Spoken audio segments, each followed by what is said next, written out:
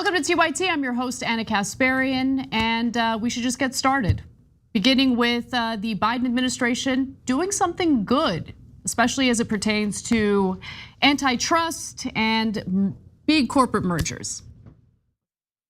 The Federal Trade Commission of the Department of Justice's Antitrust Division releasing long-awaited drafts now on guidelines to how they plan to enforce merger law. The guidelines outline 13 principles like mergers should not significantly increase concentration in highly concentrated markets, and mergers should not eliminate substantial competition between firms. In a move that will definitely spark a long battle between big business and the White House, the Biden administration has rolled out new guidelines declaring when the federal government will step in to challenge corporate mergers. The new guidelines, spearheaded by FTC Chair Lina Khan and Assistant Attorney General Jonathan Kanter, aim to modernize how federal agencies review acquisitions with the aim of reducing anti-competitive behavior in the corporate sector. The new guidelines could help prevent corporate consolidation, which of course puts the economy and American workers at a significant disadvantage. More on that later. But first, the details, including how this all began in the first place. Now, within months of his inauguration, Biden issued an executive order on competition policy that called for the rewrite of the merger guidelines that has since informed policy changes at nearly every federal agency. Around the same time, Biden's FTC voted to throw out Trump-era antitrust guidelines, citing how flawed it was. Today, we got a sense of what those guidelines will be replaced with. The rules will impact both vertical mergers, which involve transactions between two businesses that are in different parts of the supply chain in an industry, and horizontal mergers, which involve similar companies that are competing in a similar part of the market. The new guidelines are outlined in a 13-point list that will be used to evaluate whether a merger should be blocked. And honestly, if you ask me, they make a lot of sense.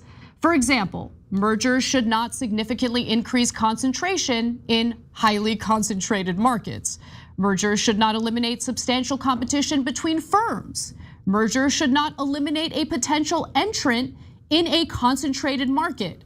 Mergers should not substantially lessen competition by creating a firm that controls products or services that its rivals may use to compete.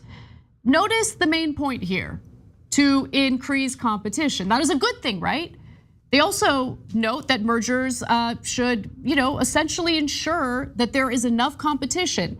Mergers should not entrench or extend a dominant position. Mergers should not further a trend toward concentration. When a merger is part of a series of multiple acquisitions, the agencies may examine the whole series. So, based on what I'm seeing here, makes a lot of sense, sounds like good news. You want competition in our economy. And here's more on the guidelines from Assistant Attorney General Jonathan Kanter. We're trying to understand the extent to which the merger will risk threatening competition. And so what courts have said over a century is that if it reduces substantial competition between competitors, or if it tends to create a monopoly by entrenching monopoly power, or building a moat around a firm that already has monopoly power, or increases a trend toward concentration so that the only way to compete is to be massive, then those are exactly the kinds of mergers that can violate the Clayton Act and be subject to legal scrutiny. So look, we're getting a little clarity here. That's a good thing, a little transparency in regard to what the DOJ and the Federal Trade Commission plan to focus on when it comes to potentially blocking certain mergers and acquisitions. And again, if the point is to compete competition, these guidelines as they stand today make a lot of sense. And according to FTC Chair Lina Khan, they're also rooted in precedent. So these guidelines reflect the law. If you look through the document, you'll see a lot of footnotes to appellate court decisions, to Supreme Court decisions. We read through every litigated merger decision that resulted in a decision from the Federal Court of Appeals or the Supreme Court. And so this document is designed to make sure that everybody is on notice about what the state of the law is. And we'll be right now, we put out this draft guidelines. We'll be collecting public comment for 60 days. We're very eager for public input. And look, in reading the details about these new guidelines, what really stands out is how the Biden administration wants to reverse Reagan-era policies that really paved the way for corporate consolidation. Antitrust enforcement agencies in the Reagan administration adopted a lax review standard that encouraged mergers and acquisitions and looked favorably on monopolies for promoting market efficiency. This standard gained bipartisan acceptance and has dominated antitrust enforcement ever since, much to our detriment. Now, here's more on what that meant for ordinary people over the last 40 years. In the 1980s, it became easier to make money buying and merging companies than actually running them profitably. The merger of R.J. Reynolds Tobacco, maker of Winston cigarettes, and Nabisco, which gave us Oreos, not only created a cancer and heart disease dream team, it also generated nearly $1 billion for the lawyers and bankers who put the deal together. But if you were like most of us in the 80s, watching Dallas and Dynasty, working at your regular job, inexplicably having a carpeted bathroom, then you probably didn't share in that abundance. The 80s saw rising economic inequality, although not nearly as dramatic as we see today. By the mid-1990s, the richest 1% controlled 40% of the nation's wealth, double the share from 20 years before. People really did have rugs, and not rugs, but like carpet in the bathroom. Just the 80s were wild, man. Anyway, reversing some of those failed anti-competitive rules in favor of corporations would be great, to say the least. Competition obviously gives both consumers and workers more options. If the market is dominated by one or a handful of companies, there's less pressure for big business to innovate, to provide a better product, better customer service, or compete for workers with better pay and benefits packages. Look, just look at the recent actions the federal government took in regard to consolidation in the food industry. So the US Department of Agriculture announced Wednesday that it has entered into a partnership with the attorneys general of 32 states and the District of Columbia to target anti-competitive behavior in food markets. The partnership would allow cooperation. So the partnership would allow cooperation in competition lawsuits that seek to reduce food prices, combat price gouging, increase food access, and thwart anti-competitive behavior that threatens food supply chains. Finally, I want to focus on the very 6th point on the list of antitrust guidelines, because it has to do with the story we've been covering here at TYT. So it notes that vertical mergers should not create market structures that foreclose competition. One of the contested vertical mergers that has earned FTC Chair Lina Khan the ire of corporate America is Microsoft's attempt to buy Activision Blizzard. Now, Microsoft, which makes Xbox consoles, has proposed to spend a whopping $68.7 billion to buy Activision Blizzard, which creates the games. That would mean more consolidation under Microsoft in the gaming industry, and the FTC decided to challenge the deal. But just last week, a federal court declined to grant the agency's request to stop the merger. And the FTC is now appealing the court's decision. We'll fill you all in as that story develops. Anyway, the corporate press is handling this news, well, poorly. Perhaps they should have given themselves just a tiny bit of time to balance their sodium levels before spouting off on air, but they didn't. And Lina Khan agreed to appear on CNBC's Squawk Box to answer questions about the new antitrust guidelines. I just want to focus on the questions being asked during this interview. You know, I want to reference a letter from what was then the outgoing Commissioner Christine Wilson. She was very critical of you. And of what she said was the dissatisfaction amongst the staff. You lost in the US court. Why not drop the action from there? Why seeking appeal? Why are you continuing to follow, for example, along with the ALJ proceeding? She says, your leadership has led to the departures of many experienced personnel, causing a notable brain drain. There was a lot of back and forth that would appear based on a Freedom of Information request between the FTC and the CMA involving Microsoft and Activision. Seems somewhat unusual How much does what they do figure into how you think about what you do? Why was there a need at all to talk to the CMA about Activision and Microsoft? And goes on to say, pains are to observe the tarnishing of the FTC's reputation and the diminution of its efficacy. Hey, here's a letter from former members of your staff who think you're a piece of garbage. How do you respond? Look, in all seriousness, I actually don't mind the tough questions. However, it would be nice to watch hedge fund managers and corporate executives get grilled the same way federal regulators do when they appear on CNBC. Now, the guidelines will enter a 60-day public comment phase, and they are, very much likely to go through some changes as a result of that process. There's more, though, that the Biden administration should get a little bit of credit for. Believe it or not, I'm being positive toward the Biden administration, but credit where credit is due. For instance, back in March, Housing and Urban Development Secretary Marcia Fudge began cracking down on hidden and excessive fees, including rental application fees and hidden charges for things like trash collection and other services that renters usually presume is already baked into their rent. As a result, digital real estate platforms like Zillow, Apartments.com, and AffordableHousing.com will now include these often hidden fees when they list prices on rental properties. So again, credit where credit is due. When the Biden administration makes good decisions or appoints really strong individuals like Lina Khan to do the job that previous administrations were unwilling to do, I'm gonna give them credit.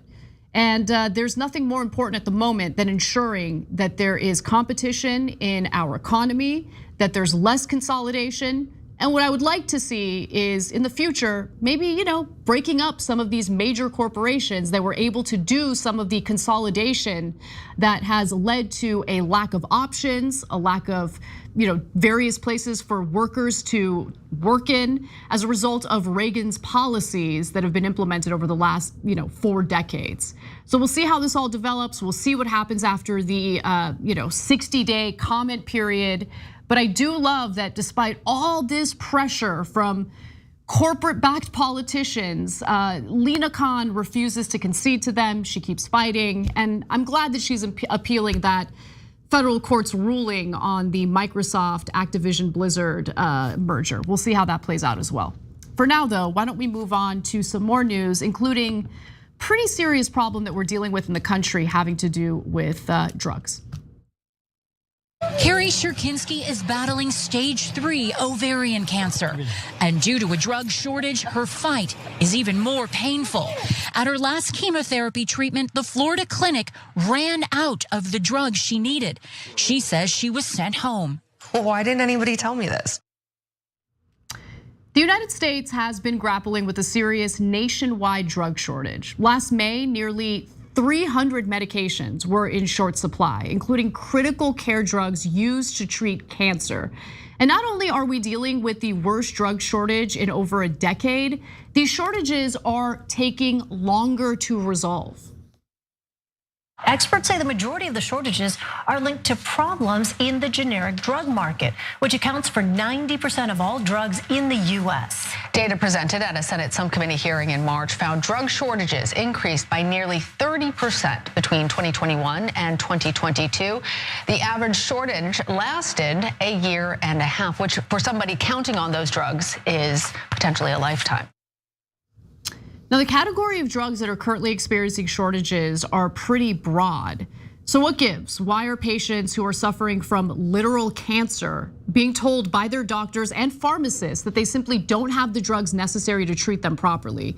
Are we supposed to be some beacon of free market capitalism that produces endless options for consumers and patients? Now, if you think that we're just dealing with a small and temporary hiccup in our supply chains due to COVID, like I did, you'd be wrong. This nonsense has been going on forever. The reality is any generic drug that requires something known as sterile processing is complicated and expensive to produce. That translates to smaller profit margins because, of course, generic drugs are sold at steep discounts compared to the name brand versions. And as we all know, when manufacturing decisions are left to private companies that need to turn a profit, the real losers are the patients. Currently, 14 oncology drugs are on the FDA drug shortage list. We have a whole team that's working night and day with the industry. FDA Commissioner Robert Califf says drug shortages are getting worse because generic versions of the medicines have become so inexpensive to consumers. Producing them is no longer profitable for manufacturers, so many have stopped. I like the framing there. I mean, the generic drugs have just become too inexpensive for the consumers. Great framing. Okay, we'll get to possible solutions in a minute, but let me tell you some more details about this issue. Look, it's one of the reasons why we here in the United States tend to import drugs and even medical products from abroad instead of producing them here in America. But look, relying on lower paid workers in other countries to produce the drugs we need clearly has its own vulnerabilities. Specific example recently was IV contrast materials, which is what is used to do radiologic studies. And one factory went down during COVID that was based in China, and that overnight cut the supply of this particular product in half, essentially meaning that half of the hospitals in the country, including veterans hospitals, did not have access to the necessary material to perform basic radiologic tests. And as I mentioned earlier, this problem isn't new, and it's not like we haven't been here before. Americans were dealing with a dire prescription drug shortage a decade ago. And in 2014, the Government Accountability Office issued a report detailing the frequent cost and quality related problems that kept screwing with the production of life-saving medicines. Sterile injectable drugs and generic drugs generally are very, very low margin drugs, a very, very small profit margin. So sometimes what happens is, a line goes down, something breaks down, and a company, a producer looks at the margins and looks at the economics and says, well, it's not really worth with the margins we're getting on this drug, continuing the line, putting the money in to fix it. So in effect, they let it go into shortage, and even if people need it, even if it's a critical drug, say for example the nitroglycerin in heart surgeries, it's just not, they don't produce it. Isn't it incredible that we're dealing with the exact same shortage of sterile injectable drugs today? In over a decade, the federal government has done virtually nothing to mitigate this issue. Back in May, the House Energy and Commerce Oversight Subcommittee held a hearing with FDA Commissioner Robert Califf. Califf offered expert testimony on something Congress would be totally ignorant about had he not uttered this revelation. We have got to fix the core economics if we are going to get the situation fixed. Wow, groundbreaking. I'm glad Congress is aware of the issue now. So what, if anything, is the government doing in response to this insane crisis? Surprisingly, lawmakers are, having a tough time doing their job. And by surprisingly, I mean the opposite, totally unsurprising. Look, back in June, Politico reported on the ongoing gridlock that's standing in the way of legislation meant to resolve drug shortages, which is infuriating when one considers that there are as many as 14 different kinds of cancer-related drugs in short supply. I wish there was a little more attention on stories like this, by the way. I get it. I get that we're all obsessed with identity politics and the culture war, but there are people, literal cancer patients, who can't get their hands on cancer medication. But let's all get involved with, little drama stories that are taking place right now with streamers or whatever it is. It's so infuriating. But anyway, time is of the essence and literal lives are on the line. While the FDA cannot force a manufacturer to make a drug or even compel companies to notify the agency of surges in demand that they can't keep up with, the agency has decided to implement another solution.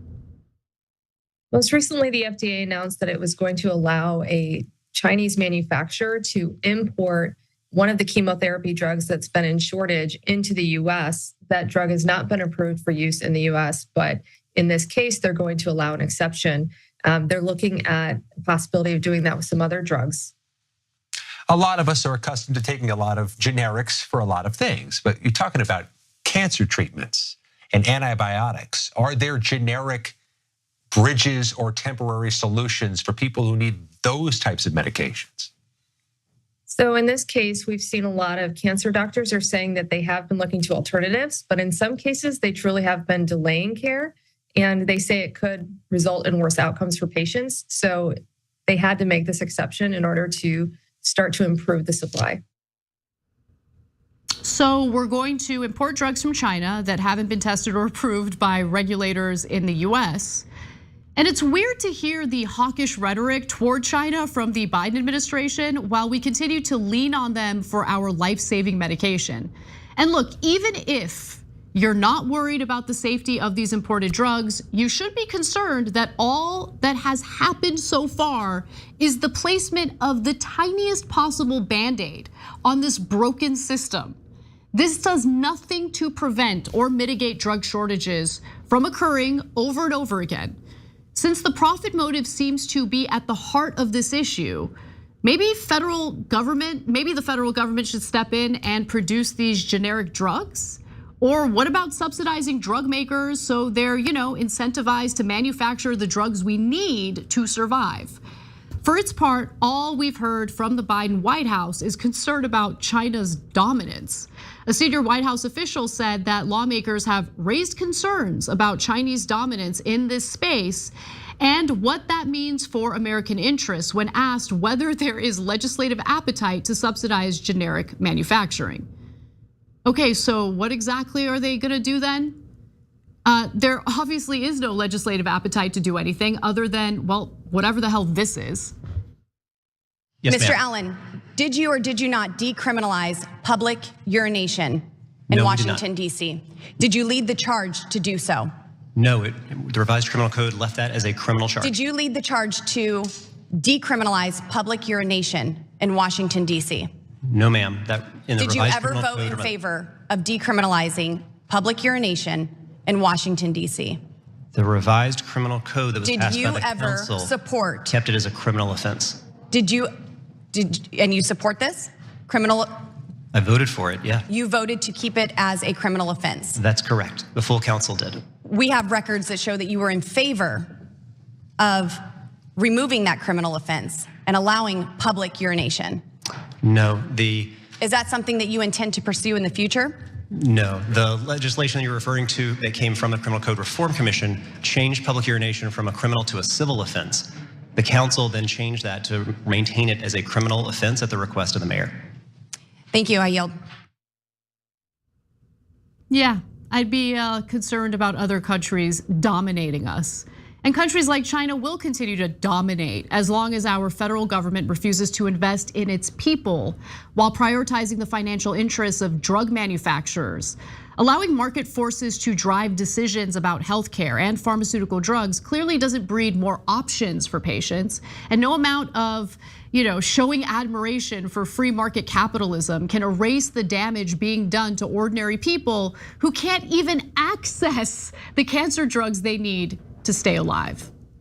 All right, we got to take a break. When we come back, we've got more news for you, including, well, there's a lot more going on in the economy that I want to share with you. I also want to talk a little bit about how Ron DeSantis's plan to implement a state guard has kind of flopped with tons of people quitting. We'll tell you why when we come back.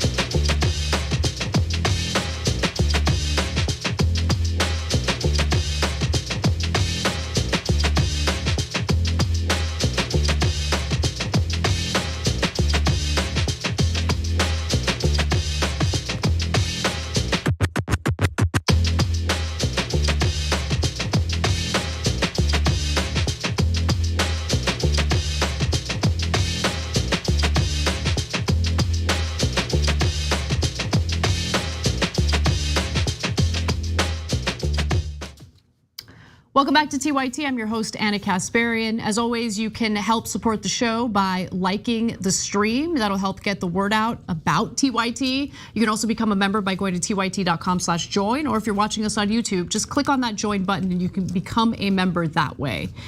Your support of the show helps to not only keep us afloat, but it helps us remain independent. It allows free thought, free will, everything that I love about working here, and I would not be able to do this without you. So thank you so much for your support. With that said, let's move on to our next story. In just the last 2 months, 3 of the nation's largest home insurance companies have decided that they will no longer offer health. Let's start that again. Let's start that completely again. Let's go to the very beginning. All right. So,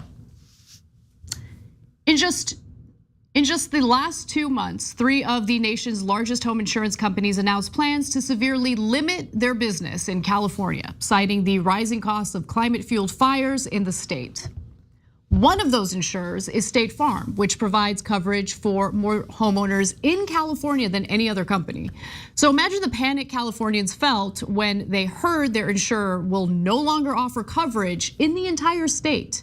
The company said that while it recognized the work of California officials to reduce losses from wildfires, it had to stop writing new policies to improve the company's financial strength. Now, the problem with wildfires in California is that over the last few decades, they've been occurring more often and with more severity. Sometimes the fires are sparked by old faulty equipment that private utility companies decided against upgrading. After all, why spend money to improve nearly century-old equipment when PG&E can maximize its profits and get bailed out by the state's taxpayers when lawsuits bankrupt them?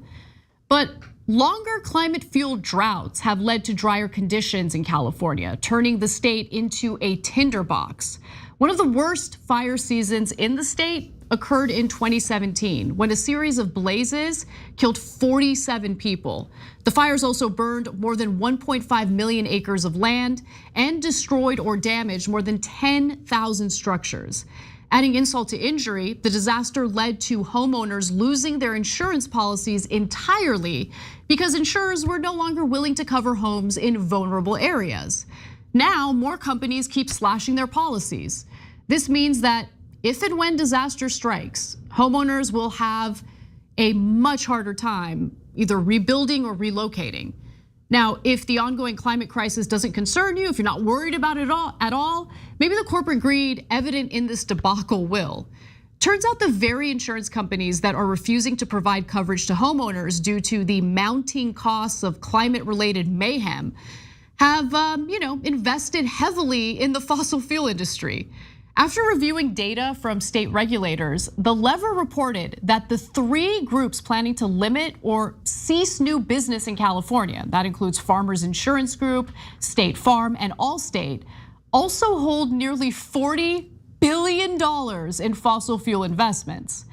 Not only are these companies heavily invested in the very drivers of the climate emergency, the capital they've used for these investments can be risky and also tend to rob consumers of the resources they should be getting in insurance payouts.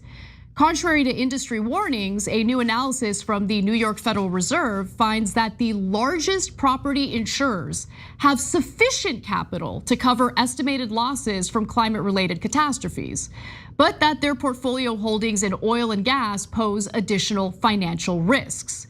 And instead of considering how their investments have contributed to the climate crisis, the industry is pushing for deregulation to free up their ability to engage in even more profit-maximizing business practices. The Lever notes that insurers have offered an ultimatum. In order to continue writing homeowner policies, insurers and their lobbying groups are now demanding that regulators relax California's laws protecting consumers from price gouging. Now, let's go back a little bit, because about 35 years ago, voters in California passed something called Proposition 103, which required insurers to seek approval from state regulators before raising insurance rates for consumers. The proposition also allowed consumers to challenge the reasons cited for the proposed price hikes. Now, obviously, insurance companies absolutely hated the passage of this proposition. In a public hearing just last Thursday, all state representatives made the ultimatum explicit, telling regulators that their presence in the state depends on being permitted to pass more costs onto consumers and use black box risk models currently disallowed under rate transparency rules. But I'd venture to say that these regulations are especially important at the moment because they allow us to challenge their current business decisions and, more importantly, their investments. If these companies played a role in the climate emergency, are we really okay with them turning around and harming ordinary people further by pulling the rug out from underneath them or by increasing their premiums? And these insurance companies don't just invest money in fossil fuel projects. They actually serve as gatekeepers because their coverage is required for large-scale oil and gas projects to proceed. According to Kari Fabian, who's an insurance policy advocate for Public Citizen, insurers could have started phasing out fossil fuel coverage decades ago. Instead, they're backing away from homeowners while continuing to support new oil and gas projects. Last month, the US Senate Budget Committee launched an investigation into this issue, asking 7 insurers to disclose how they invest and underwrite fossil fuels. But the insurance industry is mostly regulated on a state-by-state basis, and California isn't the only state where the climate crisis is quickly morphing into a serious financial burden for Americans. In fact, it's likely that the Golden State is beginning to see the early signs of a problem Floridians have already been riddled with. While the state has always had hurricanes, in recent years they've become more frequent and severe, and much like the severity of fires in California, the increasing severity of hurricanes in Florida has been tied to the climate emergency. Over the years, Floridians have found it increasingly difficult to find storm coverage because big insurers have just left the state entirely. Farmers Insurance also plans to cancel about 1/3 of its homeowner policies in the Sunshine State, where consumers are already paying nearly triple the average rate nationwide. Now they're being told that their premiums are expected to increase by another 40% this year. And that's despite the passage of a raft of the insurance industry's preferred measures by the Florida legislature in the last year, including a law that will make it harder for homeowners to sue insurers that wrongfully delay, deny, or underpay claims. Now, while the industry has blamed frivolous lawsuits as the culprit of rising costs in Florida, autopsies of bankrupt insurers have pointed to bloated executive payouts as a key issue. Homeowners in Fort Myers, for instance, haven't even been able to rebuild after the Hurricane Ian, which destroyed their homes last year. Left with no choice, many of them are selling their plots of land to corporate and all-cash buyers.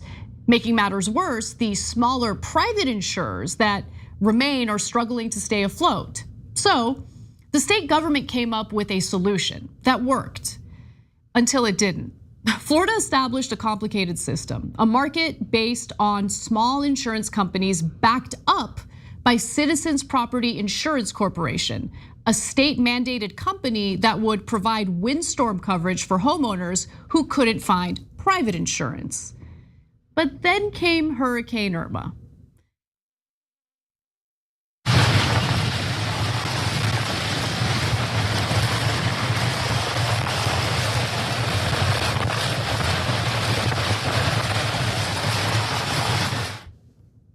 That Category 4 storm made landfall in the Florida Keys and moved up the coast.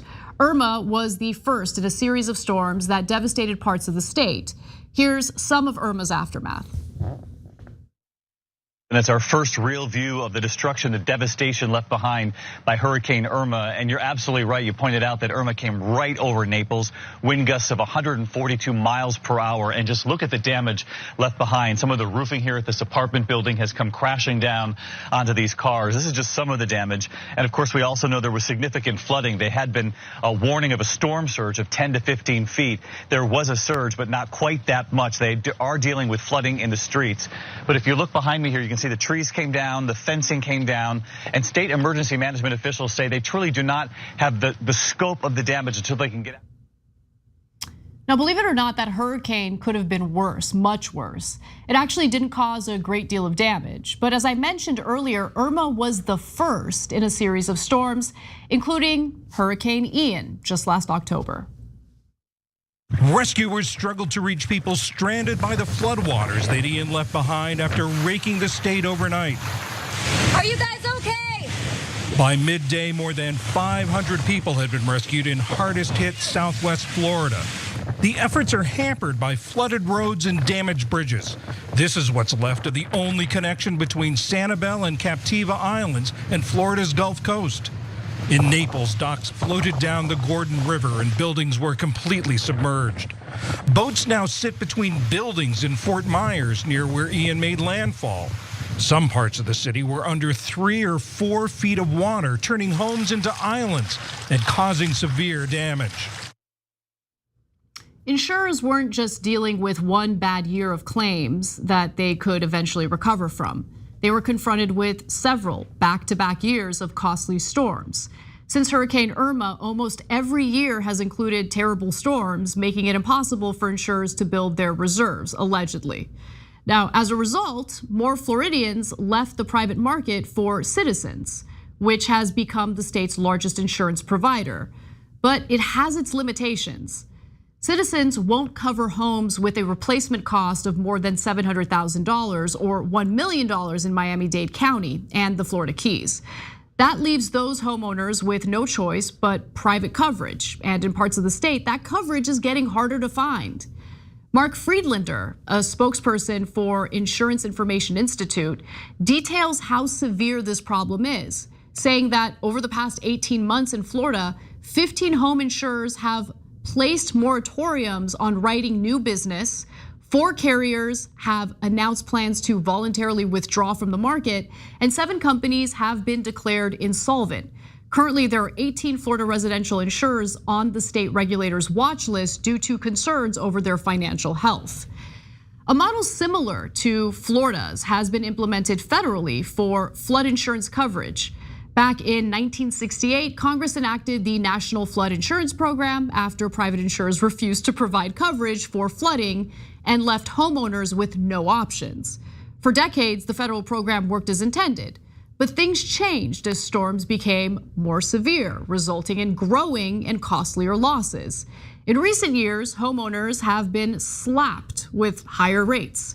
In 2021, FEMA, which runs the program, began setting rates equal to the actual flood risk facing homeowners, an effort to better communicate the true danger facing different properties and also to staunch the losses for the government. Now, the current cost of flood insurance for single family homes nationwide is $888 a year, according to FEMA. Under the new risk-based pricing, the average could cost about $1,808. Carolyn Koski, who serves as the Associate Vice President for Economics and Policy at the Environmental Defense Fund, argues that government-mandated programs like the Federal Flood Insurance Plan were meant to be a workaround to the failures of the private market. But as climate shocks get worse, she worries that we're now at a point where that's starting to crack. And I think she's right. Koski urges policymakers to find ways to reduce the risk people face by imposing more regulations, including tougher building standards in vulnerable areas, of course. And to be sure, every area at this point seems pretty vulnerable. And maybe if the cost of building in vulnerable parts of the country is too expensive, these regulations could serve as a deterrent for development. Who knows? What I do know is that ordinary people shouldn't be suffering financially while the very fossil fuel companies that played the largest role in destroying the planet get to, pocket the riches from their lucrative carbon emitting businesses. Same goes for the insurers that have heavily invested in the fossil fuel industry, the same insurers that are now refusing to provide coverage to homeowners in California and Florida. Unfortunately, the man who serves as the head of the federal flood insurance program appears to disagree, saying that properties located in high-risk areas should plan and expect to pay for that risk. Okay, but I'd argue that the federal government, which has provided cover for the very fossil fuel companies that have driven us into the climate crisis, should pay the price. Companies like BP knew about the damage they were doing to the planet decades before the general public even became aware of it. But they continued drilling, of course. Much like other fossil fuel companies, they've profited handsomely from extracting climate warming natural resources. And while they've privatized those gains, our federal government has ensured that the losses are socialized.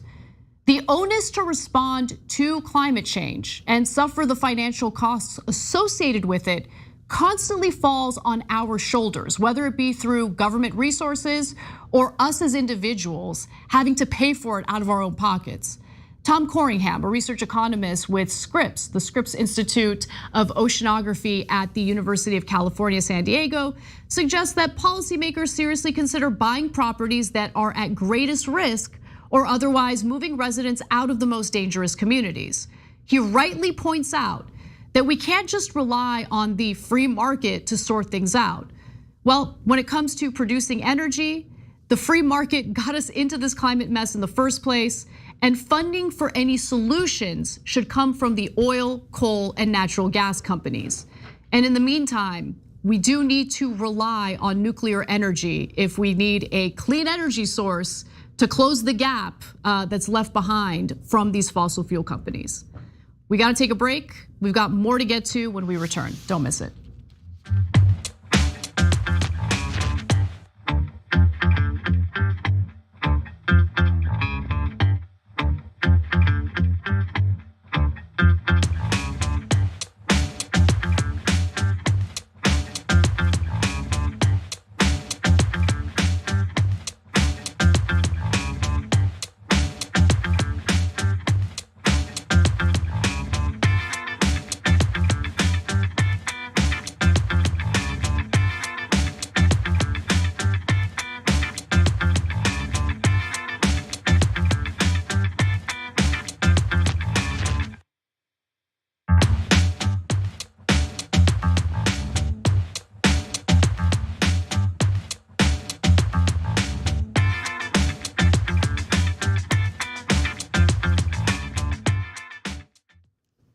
Dadbot Renacop writes in our super chats and says, I'm sorry, but if you put carpet in the bathroom, you're psycho. What a disgusting, sticky mess that will be in a year. Ugh. Yeah, I don't know if people still have carpet in the bathroom, but you gotta rip it out. You gotta rip it out. It doesn't belong in the bathroom. It's just not okay. Like I said, the 80s, wild time. But I remember as a kid in the 90s seeing bathrooms like that as well. Anyway, moving on, we've got BK Dan who says, Anna flying solo? I am indeed. Urea Heap says, Joe, get a set of balls and declare a national emergency, taking over the manufacture of any drug that has been delayed for whatever reason. Look, it is a dire situation to say the least. When I covered this story previously, it mostly centered on Adderall, which, by the way, I mean, for people suffering from ADHD who need Adderall, it's a disaster. I'm not minimizing that. But we literally have 14 cancer medications that people can't get because of these shortages. People who are suffering from cancer can't get the treatment they need in America. It's insane. Daniel Hall says FTC got involved in the Microsoft Activision acquisition after a complaint from Sony, whose own console competes with and outsells Xbox, for context. All right. Stinky Feet says 40,000 people die every year with no health care. But let's talk about whether or not people can pee in the streets. A reference to the Lauren Boebert video, which is always funny. except not when you think about what isn't getting done in Congress. Daniel Hall writes in again and says, great story, by the way. I love Deep Dive Wednesday, character limits. Thank you, I really appreciate that. And I hope you guys all enjoy it. Let's go to our YouTube members where Chunkla Kung Fu Dragon writes in, thank you for being a member for 13 months. I have been taking a break from the news for over a month. Where's Bart? Bart is in the room, actually. So there he is. And thank you to Melissa Winston, who has joined TYT Essentials. You're awesome. Thank you so much for your support. Let's move over to our Twitch subs. Crazy Old Lady Kickin' Life's Butt writes in and says, celebrating my birthday with Anna, happy birthday. What a fantastic way to end my day. I blew bubbles with the crew here in my building. I'm 7 today. I don't count the decades, that's hilarious. I celebrate like I'm 7 too. Love it, I hope you have an awesome birthday. Super, super happy that you're having a good time. A little concerned that you're watching political news on your birthday. I don't advise anyone do that, but nonetheless, I'm happy that you're here with me. I appreciate your company. All right, and let's go to Rich Thurman in our members' comments. We should be talking merger. We should not be talking mergers in this moment. We should be talking about breaking up monopolies. I definitely agree, but I think we should do both. And Uriah Heep says it's probably because the media read Cenk's book. Unlikely. Let's get back to the show.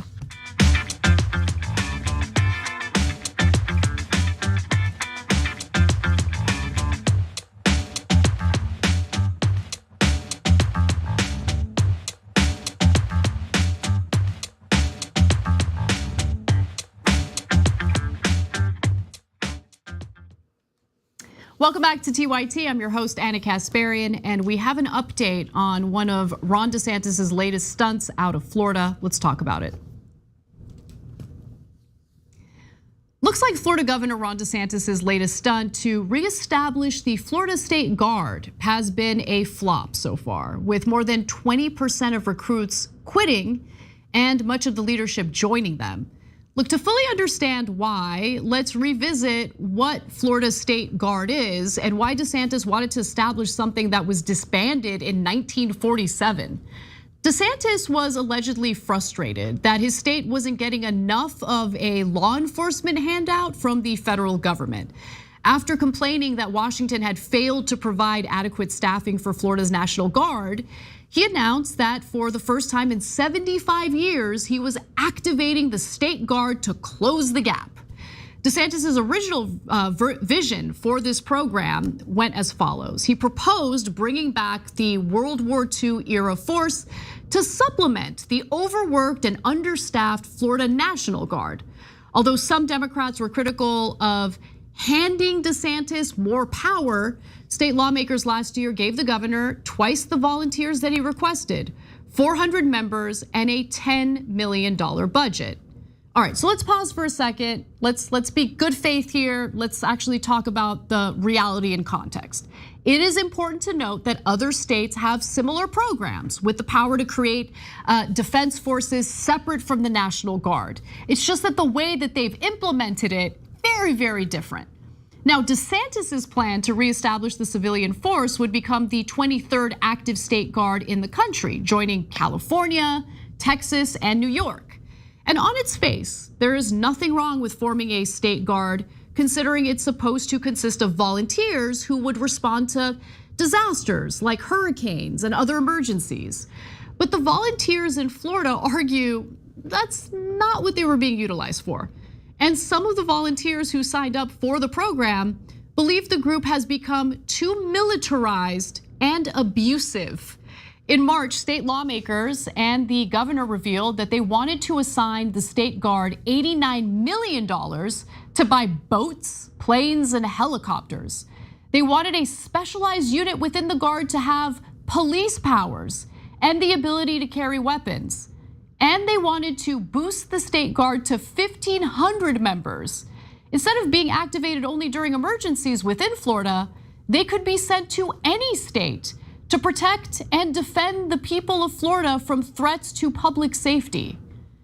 Yeah, so other states don't do it this way. The Guard was shaping up to be more like a state militia. acting as another law enforcement agency that's controlled specifically by the governor himself. The same guy, by the way, who's currently campaigning for president. In a statement, Major General John D. Haas, who's overseeing the State Guard, said it was a military organization that will be used not just for emergencies, but for aiding law enforcement with riots and illegal immigration. What was supposed to be a civilian disaster response organization has become heavily militarized. The volunteers were soon required to participate in marching drills, military-style training sessions on weapons, and they even received training on hand-to-hand combat. One of the recruits described the training as more like a military fantasy camp than the practical instruction expected in topics such as, how to respond to hurricanes. Sounds more like a Proud Boys fantasy camp than anything else, except taxpayers in the state happen to be funding it. The volunteers said the training seemed poorly structured, with an inordinate amount of time spent, and one of them described it marching in fields.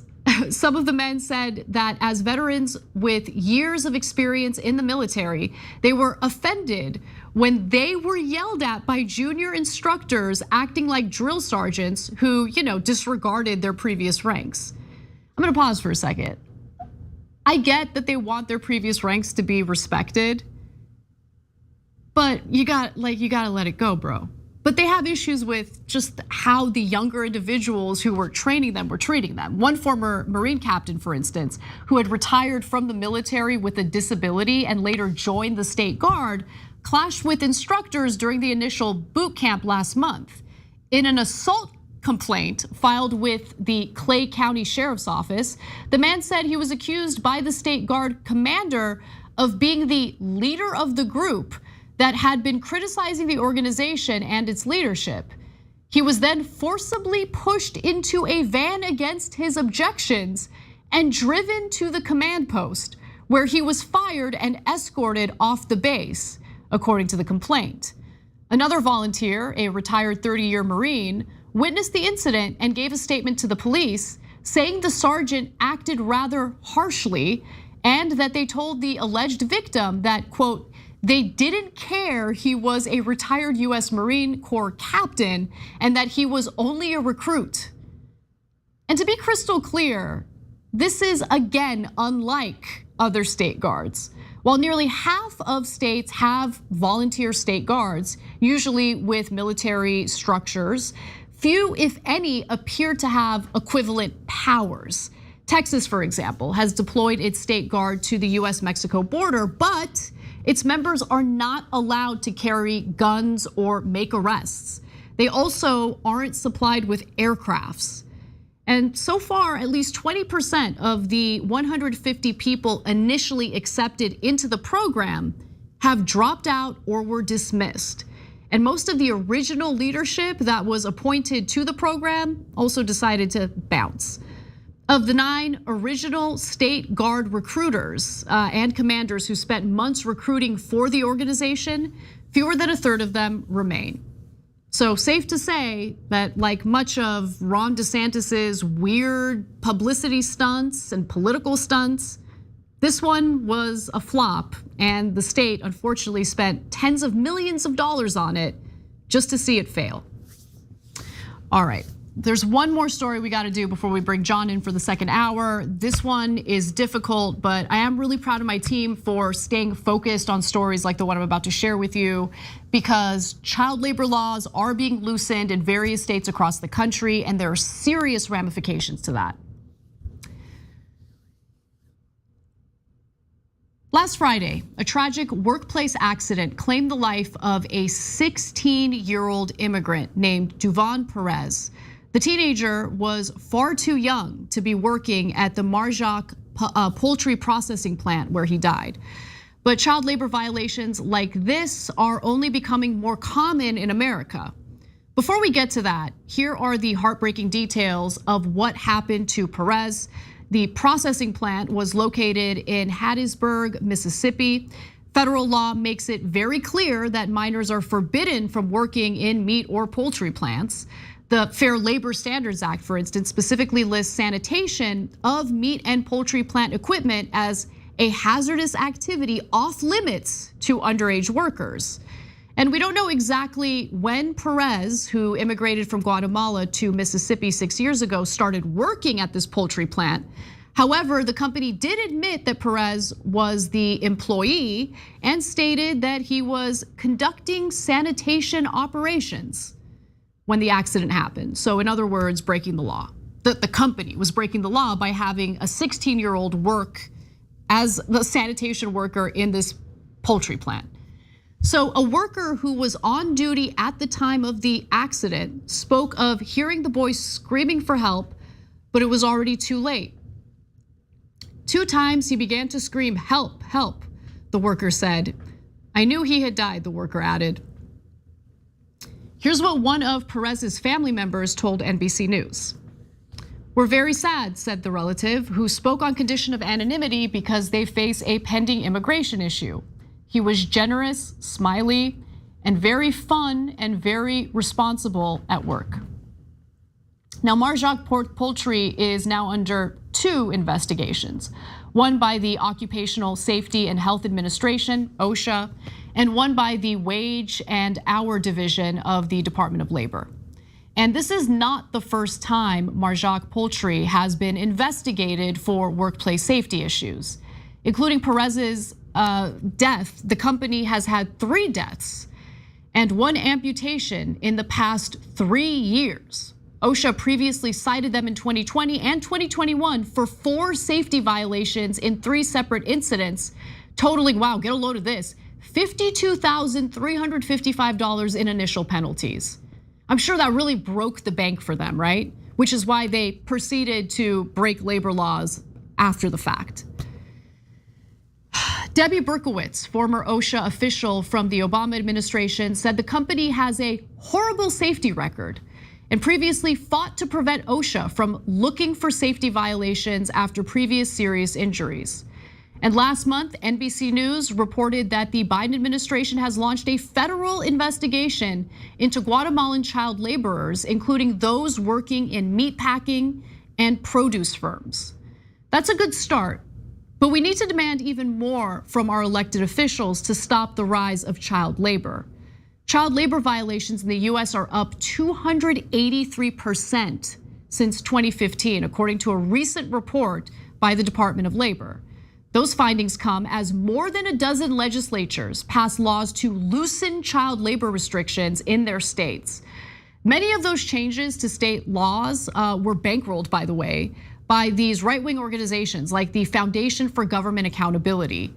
The FGA is funded by a broad swath of ultra-conservative and Republican donors, such as the Ed Ullin Family Foundation and 85 Fund, a nonprofit connected to political operative Leonard Leo, who have similarly supported other conservative policy groups. The FGA has called for reforming home-based business laws, fast-tracking permitting processes, cutting social safety nets, and creating other incentives to work, including youth employment with little to no oversight from the government. In other words, the right wing is trying to loosen child labor laws for the same reason that they're trying to keep your wages down and privatize your Social Security. It's all about the money. It's all about loosening regulations in order to exploit workers, in this case, literal children from Guatemala. Is this really the country we want to live in? Are these the issues that we're willing to sit back and allow to play out over and over and over again? And it is incredible that this was covered by local news, it's covered by us here at TYT. Who else is covering it on a national level? Who else is raising concern, genuine concern about what we are doing to literal kids in this country? 16-year-old kid just died in a poultry plant in Mississippi. Who cares? No attention, no concern, and as we speak, more states are trying to loosen child labor laws. Maybe a little bit of concern about these issues, just a little bit. But no, we can't be bothered. I don't know if you heard, but Matt Gaetz and his wife went to the premiere of the Barbie movie. Maybe we should focus on that. Super important, right? Anyway, we got to take a break. John Iadarola joins me for the second hour for more nonsense in the news today.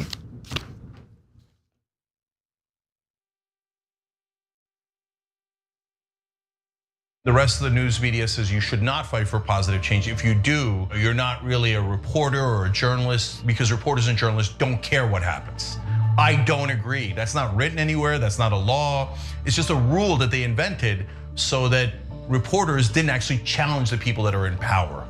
Well, we don't agree with that. We think we should challenge the people in power, that actually makes you a better journalist, not a worse one.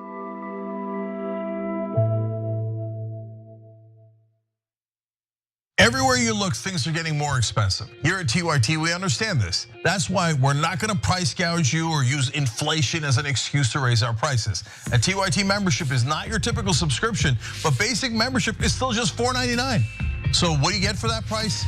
For starters, you're getting exclusive programming, unique exclusive designs from Shop TYT, access to a members only chat, giveaways, emojis, and so many other amazing perks. But most importantly, you're helping to make an impact. As a TYT member, you not only help us do the shows every day, but you drive real positive change in the process. In 2017, we helped to start Justice Democrats right here on TYT. That's a group that got a dozen progressives elected into Congress. That's amazing, you did that. Your support also funds TYT's very own investigative reporting. Just recently, our reporters exposed the Fellowship Foundation and pressured lawmakers into boycotting that bigoted event. Isn't that amazing? We raised over $30,000 for Jackson, Mississippi, and delivered clean water to thousands of people in need.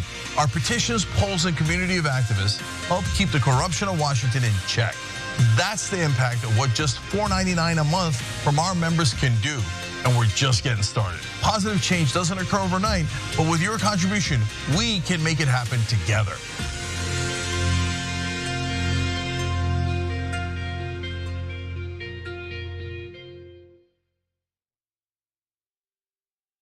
I got pulled in. They told me, hey, listen, Cenk, we're insiders. We are the establishment. People in Washington tell me that they're concerned about your tone.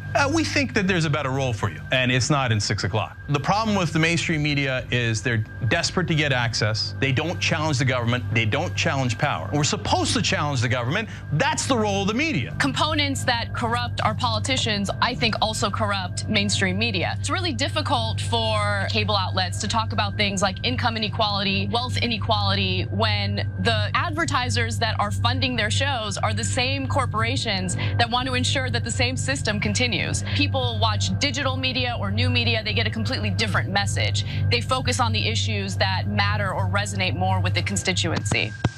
We need to know one thing. Is the corporate media incompetent? Corporate media, I can't hear you. Establishment press, where are you? I can't hear you. The media's position I am clear on. Everything is pro-war, so everything is just framed that way. In this case, I mean, war is inevitable, right? I mean, the defense contractors should get a couple more $1 trillion. You ready for the stunning results? Only 6% of people say they have a great deal of confidence in the press. Wakey, wakey, okay? Progressives don't like the media either. You know why? It's the corporate media. Corporate media sounds like a conspiracy. Wait. Who owns you? Multi-billion-dollar corporations, public corporations. You have to do corporate media because corporations own us. Yeah, that's how it works. Join the Dragon Squad by becoming a YouTube channel member. Click the join button below or sign up on tyt.com/join to get access to fun emojis, a member-only chat, exclusive Shop TYT designs, ad-free watching, and so many other amazing perks. Plus, you get bragging rights for being part of the coolest community on the internet and help us drive real positive change in the world. The Dragon Squad awaits, so join today.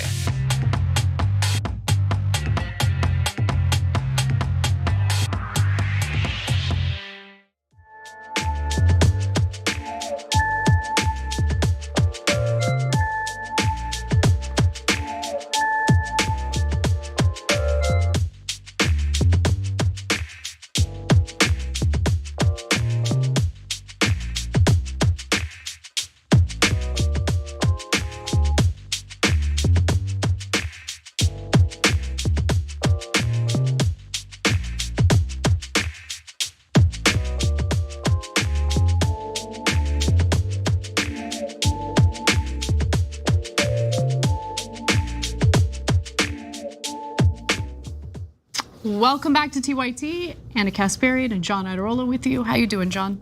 I'm doing okay. Awesome, you look snazzy. Thank you, I'm trying. It's the main show and all. Mainly just, I've got like, every day more of my brain is being taken over by just wanting the baby to come. And then it's gonna need to be in recovery. I know, it's hard to focus on anything else because it's less than a month away. Yeah, that's it's a lot. I'm gonna do my best though. You know, in the bonus episode for our members, I want to talk a little bit about my experience with kids over this past weekend. Oh, I don't know anything about this. Yeah, I don't want to give too much away. You're gonna have to be a member to watch it though, or listen to it. So tyt.com/join, or click on that join button if you're watching us on YouTube. Just some revelations I've had. We'll talk about it. Anyway, why don't we get to our next story? Because I'm starting to feel that Trump's #1 enemy is this gentleman named Donald Trump. So let's talk about why.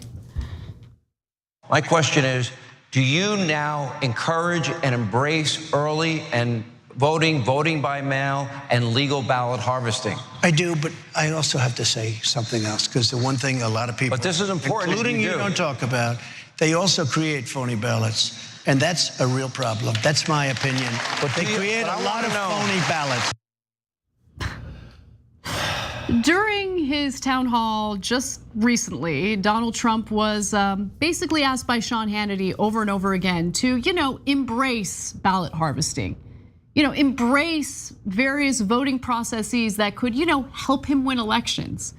But Trump isn't into it, even though he engages in mail-in ballots when he votes. For some reason, he keeps speaking out against it. So Republican voters have been inundated with right-wing lies, some of which come from Trump himself, portraying early voting as nefarious or fraudulent. For instance, let's give you one example. Here's a statement from Trump, dating back to December of 2022. Remember, you can never have fair and free elections with mail-in ballots, former President Trump posted on his social media platform, Truth Social. Actually, apologies, in November of 2022. Never, never, never, won't and can't happen. The next day, he added to the thread, never. Okay. And now he's spent. It didn't quite get across the idea with the 3 nevers, which you delivered it as like too actual tough guy. I can't read that without seeing never, never, never. Yeah, that's probably a better way of reading it, absolutely. But okay, you're screwing yourself over, right? And you're screwing Republican voters over by feeding them this like misinformation about mail-in ballots, early voting, ballot harvesting. Why is he? I mean, he doesn't know he's doing this, but he's giving his political opponents the upper hand here, his Democratic political opponents. So as a result of messages like that, by the way, Democrats have tended to dominate at the polls leading up to Election Day in recent years. So I just want to give you some data on that. According to the data compiled by US Election Project, 33.8% of the early vote in the 2022 midterms came from Republicans, while 42.5% came from Democrats. That's a 3-point jump from 2018, by the way, when Democrats accounted for 41% of early votes compared to 35.1% for Republicans. Can I say what I wish we had? Sure. Maybe someone has it. So that information is interesting. But what I would like to see, and I don't know exactly how you get to this, would be, so that's the breakdown of how much of the early vote came from the 2 different groups. But it's entirely conceivable that, like, if the Republicans, or that the Democrats who chose to early vote could have just not chosen early vote and they could have just voted on the day. Like, what I would want to see is, were early voting not to be an option, how much would that actually change the net number of votes? Like, does early voting being done more by Democrats actually result in them getting more votes than they otherwise would? Or does it just change when the votes are made? Yeah, that's a really good question. You would hope that opening up more time for people to vote, more flexibility, would result in net more votes being cast. I don't have that data, so I think it's a good question. I'm curious myself. I can say this, just based on anecdotal evidence of what I've experienced with my own family. They're more likely to vote if they can vote by mail, right? Sure. Like going to a polling place, potentially standing in line. These are all they're small deterrents, but they do serve as deterrents for some people. So I remember in the last election process in 2022, mail-in ballots come in. California automatically mails ballots to everyone that's registered to vote, of course. And then I asked my parents, "You guys gonna vote? What's going on?" Like, man. I'm like, "Here's your ballot. Here's your ballot. Your ballot's right here. You should vote. Super easy. You just leave it there for the post person, and they'll pick it up, and you're good to go." Yeah. And then they voted, right? So it takes every house just needs to have you to hold up the ballot and be like, yeah. And look, the other thing is, there's a bunch of judge-related elections, and they get a little bit intimidated by that. Just vote, I get it. Vote for what you can. Vote for what you know, you want to vote for, I guess. Anyway, but I do think that it just making it easier to vote, I think, does translate to more people voting. You would hope. I would hope, Yeah. but again, we don't have that data in front of us. Now, I do want to move on to how the pandemic impacted this. Obviously, because of shutdowns, because of social distancing and all of that, mail-in ballots really exploded during the coronavirus pandemic. And that was also the time in which Donald Trump kept spreading lies and the Republican Party kept spreading lies about voting by mail. And so let's take a look at that graph here, which shows 43.2% voted by mail compared to just 30% on election day.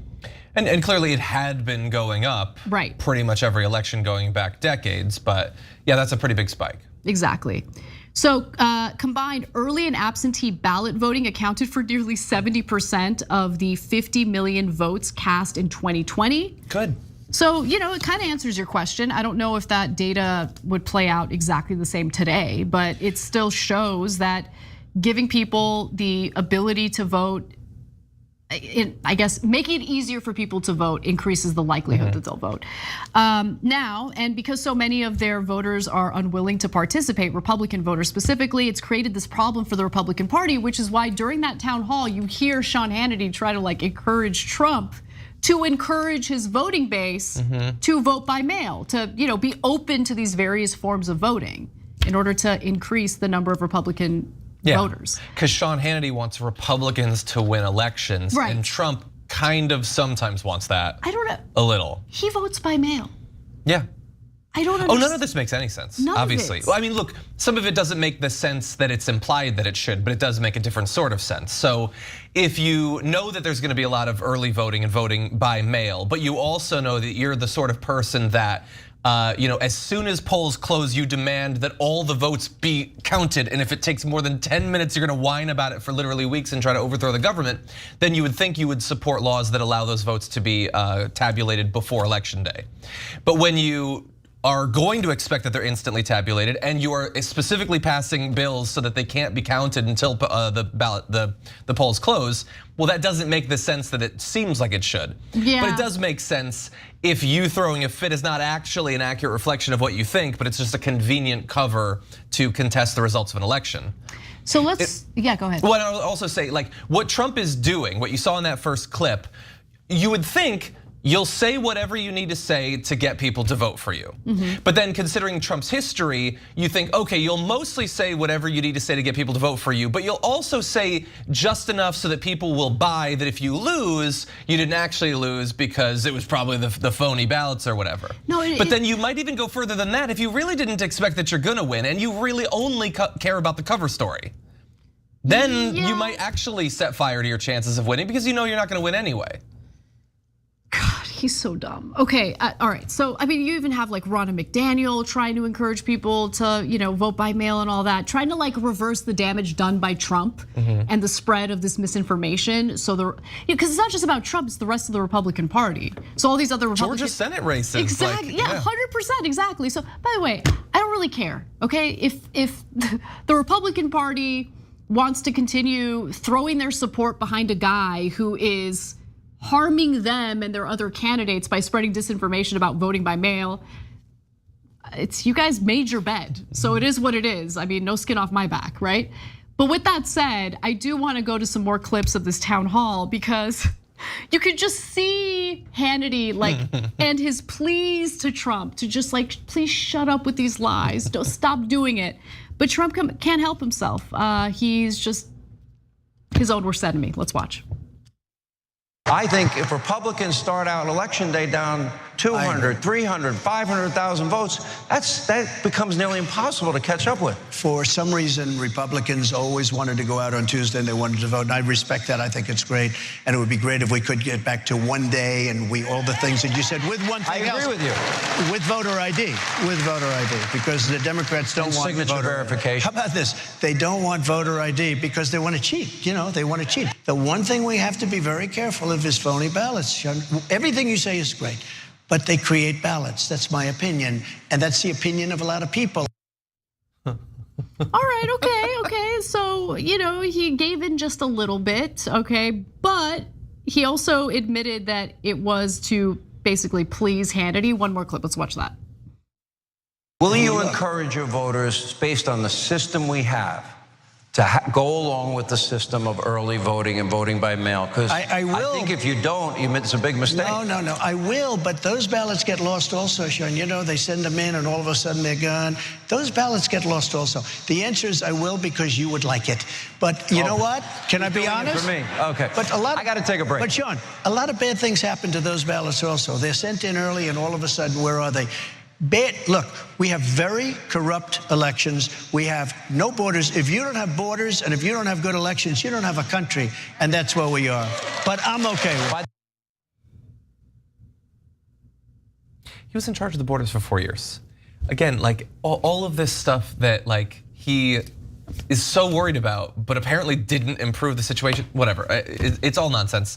Sean Hannity is doing what he's supposed to do, which is do whatever it takes to get Republicans elected. To vote, to get them to vote. And with Trump, which by the way, I like democracy, right? So I think it's the best. Encouraging people to vote, regardless of their political affiliation, is a good thing. So the fact that you have all these people in Trump's orbit trying to correct the errors of his ways and the damage he's causing to their own party, it's both funny to watch, but also super depressing because they can't come get your mans. They can't control the guy. Nobody can, yeah. You say that you like democracy, I like democracy. They have a full crowd of people who are like, yeah, I should have to vote on that exact day, and if I can't, oh well, screw me.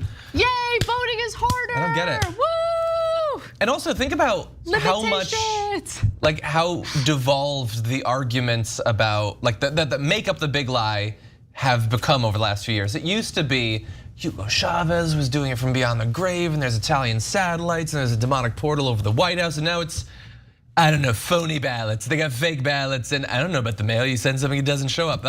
It's literally just, they make it up. That's it. What, are you gonna put Rudy Giuliani on the case of they make up phony ballots? You're gonna lose another court case? It's just they're barely even trying. But why would you do better if the bar is that low? Right. And clearly it is because people are clapping.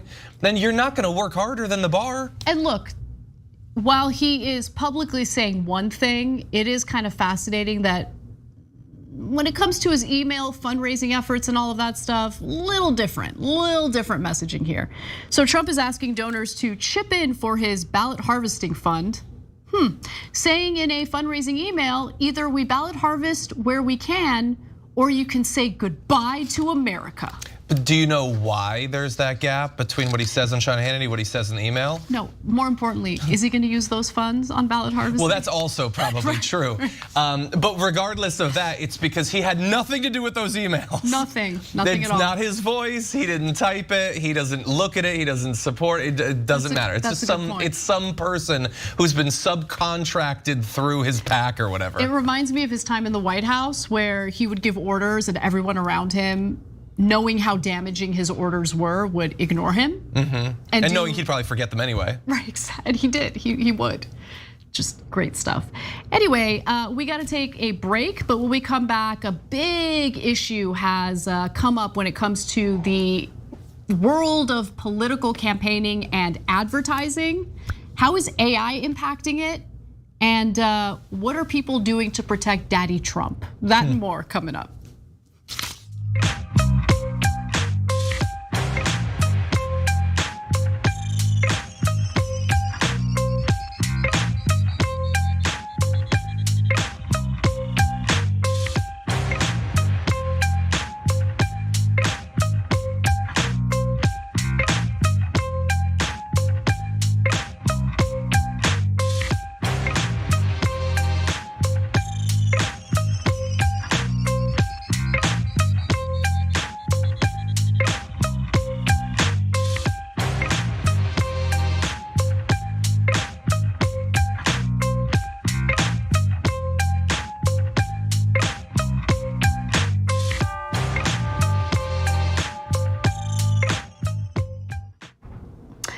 What's up, everyone? Welcome back to the show. In our members' comments, we have KISSES Thoughts, who says, as a Guatemalan, I want to thank TYT because they are the only ones that ever cover anything related to us. I really, really appreciate that. However, I can't take all the credit for that child labor story where that 16-year-old Guatemalan boy died. Someone wrote in to advise me, and I didn't know about this, but I do want to give Democracy Now! Credit because Democracy Now! Has been covering, I don't know about that specific story, but they have been following the child labor laws and that. There was another death last week. Yeah, that specific topic, they've been focusing on that. So that's really, really good to hear, and I'm happy that they're doing it. Honestly, also unsurprising that Democracy Now! Has not dropped the ball on that story. They do an incredible job in covering these oftentimes neglected topics. All right, let's go to our Twitch subs. We have, what is that? Beefney, who says, crazy that it's been 5 months already. I have grown so much since starting to watch it. I'm hoping you mean the show. So thank you, I really appreciate that. Felicity Beefney is now 8 feet tall. Right. What is going on? I started watching when I was 5, and a few months later, I'm a little taller. All right, Felicity91, yes, thank you. Felicity91 says Fox News is probably blaming the kid for falling into the machine. They're just, I would be shocked if they covered that story at all. Why would they? Yeah. Brooke Mark says, maybe Brett will do a best babies bracket on Happy Half Hour today and not include John's baby, obviously. But we don't know anything about the baby. Wait, which? We know a thing or two about the baby. I don't like the idea that Brett could easily populate a list of best babies. Well, listen, if you want to watch that potential bracket, tune into Happy Half Hour after our bonus episode for the members, twitch.tv/TYT to watch Brett and also get good news and good booze. Yeah, and berate him until he puts my baby on the list. A dead hitchhiking dragon says, every Trump bleat is best read in the voice of an overexcited toddler. It's hilarious. All right, moving over to our, let's see, do we have any super chats? I don't wanna. Nope, okay, great. Let's go to our YouTube members. We've got Grumpy Cat. Nice message, Trump, for your supporters. Lifetime Supply of Dragons says, didn't Don try to get the Postmaster General to slow down, shut down sorting machines? Yeah, but what happened with that? Because he's Louis DeJoy. He stayed, He's still the Postmaster General, by the way. Like, Biden didn't do anything to get rid of him. Yeah, it's a little complicated, but you would think over this many years, you could do something. Trump would have just fired him. Yeah. He would have found a way. It might have been illegal. Yeah, he would have done it anyway. We would have criticized him. We would have. Anyway, let's get back to the show. We'll see you there.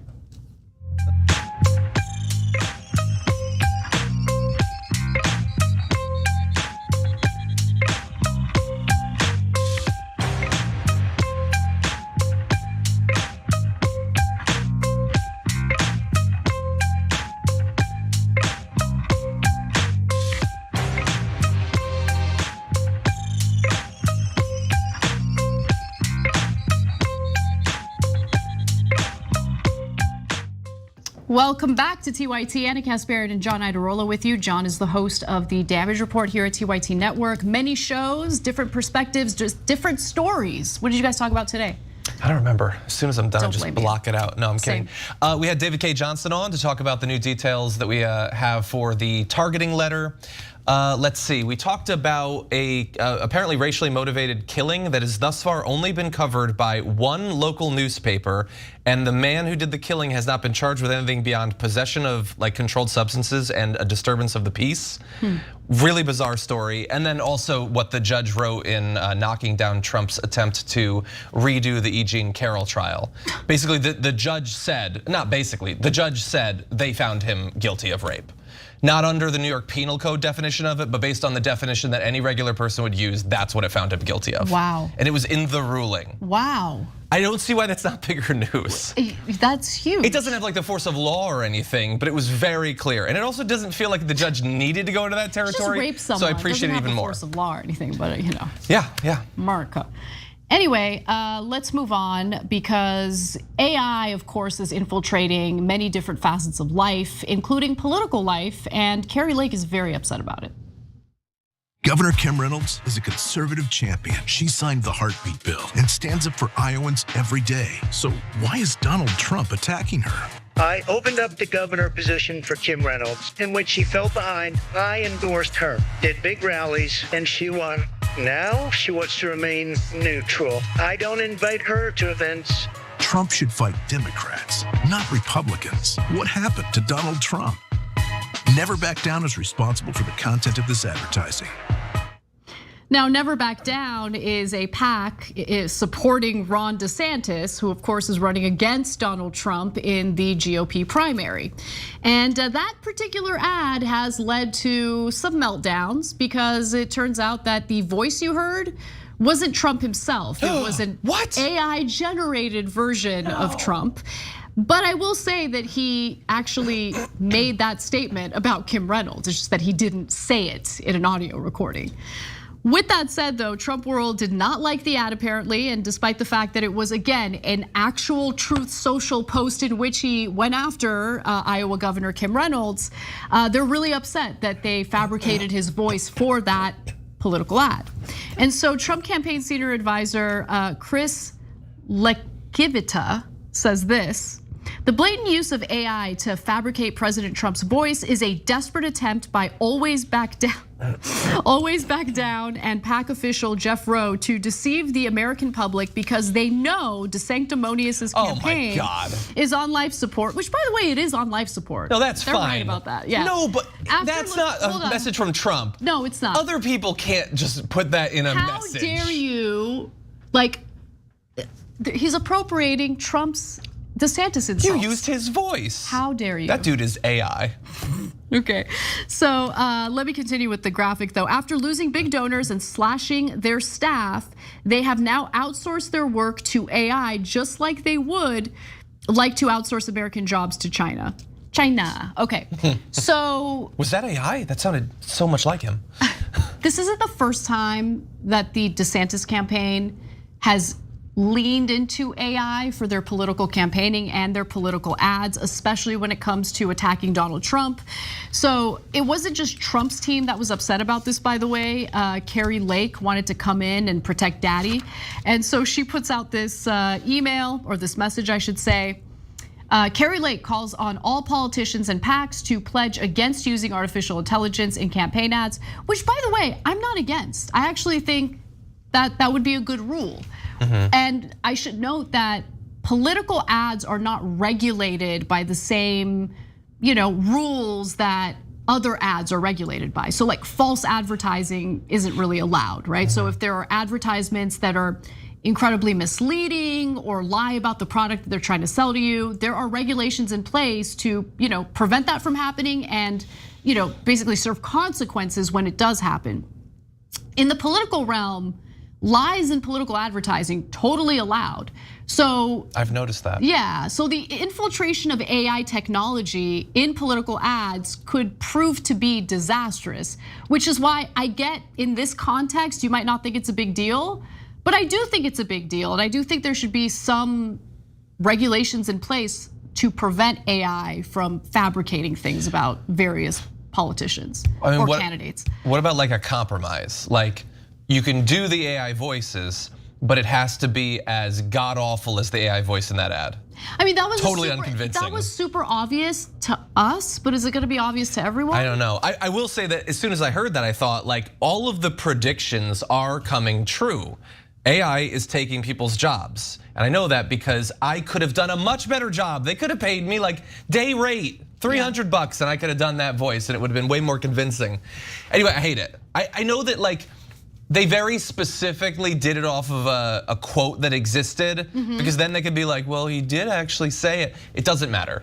He didn't say it out loud. It's different. You're adding inflection, intonation, that changes it. You can't just do that. And this isn't even the first time that Ron DeSantis has used AI in his ads. We have another example. And in fact, the example that we're about to show you from last month really upset Tim Pool for some reason. Well, I mean, I haven't seen it. So to be fair, I haven't watched it. Maybe it's particularly egregious. Let's take a look. Let's see.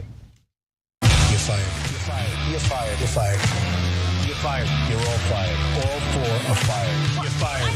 You're fired. Today I walk in, I hear I'm going to fire him. I'm not firing him. I think he's a wonderful guy. Should you have fired Fauci? So a lot of people ask me that question, and I did it right. Because if you do fire him, you're going to have a firestorm on the left again.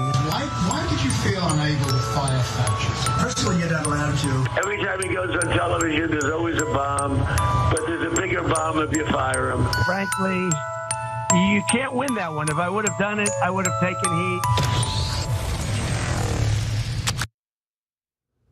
Ugh. The crocodile at the end. God, man, do they wish that they had a cooler candidate than they do. Yeah, I mean, it was labeled where the real Trump was, right? Well, I mean, but it was like the photos of him literally kissing Fauci on the head. You can't do that. Yeah, that's true. That's crazy. True. Yeah, that's true. I mean, I guess it's because I know how much he despised Fauci, and I know that would have never happened. I would venture to say most Republican voters know that, but who knows? I mean, look, the point here is people are being misled potentially through the use of this technology, and it's not right, especially in the context of elections.